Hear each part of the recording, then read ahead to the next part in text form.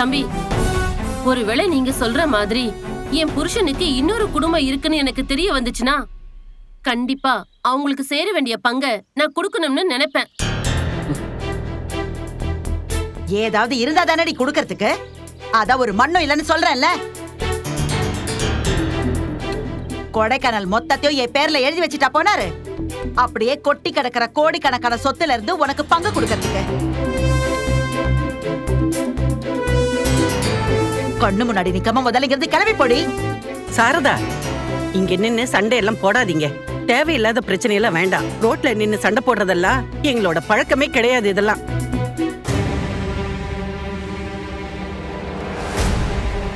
உங்க வீட்ல பொண்ணு எடுத்துட்டு டிவி பேப்பர்னு எங்க பேரே நாரிடுச்சு.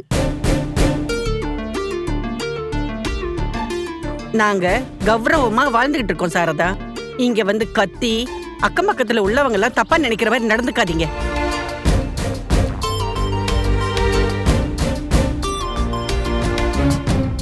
என்ன பிரச்சனையா இருந்தாலும் தயவு செஞ்சு உங்களுக்குள்ள உங்க வீட்டுல வச்சு பேசி முடிங்க.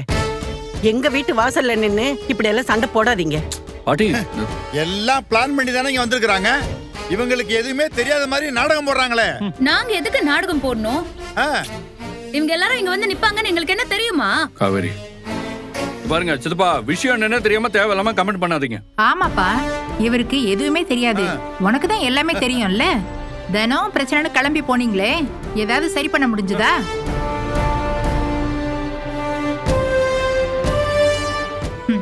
இதோ இங்க வந்து நிக்கிறாங்க. இவங்க எல்லாரையும் வாங்கன்னு கூப்பிட இது என்ன சத்திரமா? வாமா நம்ம வீட்டுக்கு போலாம். எந்த பிரச்சனையா இருந்தாலும் அங்க போய் பேசிக்கலாம். இங்க இருக்க வேண்டாம், வா. இதுக்குதான் தம்பி நாங்க வரமாட்டோம்னு சொன்னோம். எங்களோட பிரச்சனையை நாங்களே பாத்துக்கிறோம்.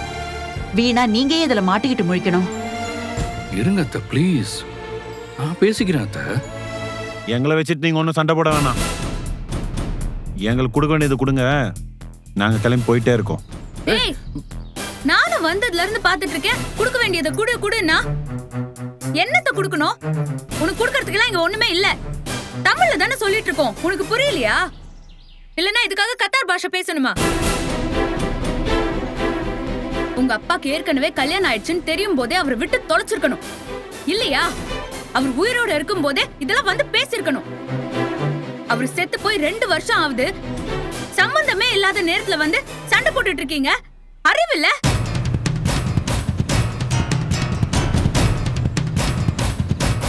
ஒழுங்கு மரியாதையா வெளியே போயிடுங்க. இது வரைக்கும் நான் பொறுத்துட்டு இருந்த மாதிரி இதுக்கப்புறமும் என்னால பொறுத்துட்டு இருக்க முடியாது. ஏண்டி, உனக்கு கொஞ்சமாவது வெக்கம், மானம், சூடு, சொரணை ஏதாவது ஒண்ணு இருக்கா? 2வது பொண்டாட்டின்னு சொல்றதுக்கே நீ வெக்கப்படணும். உன்னோட நிலைமையெல்லாம் எனக்கு வந்திருந்தா நான் என்னைக்கோ நாடுகிட்டு செத்துருப்பேன்.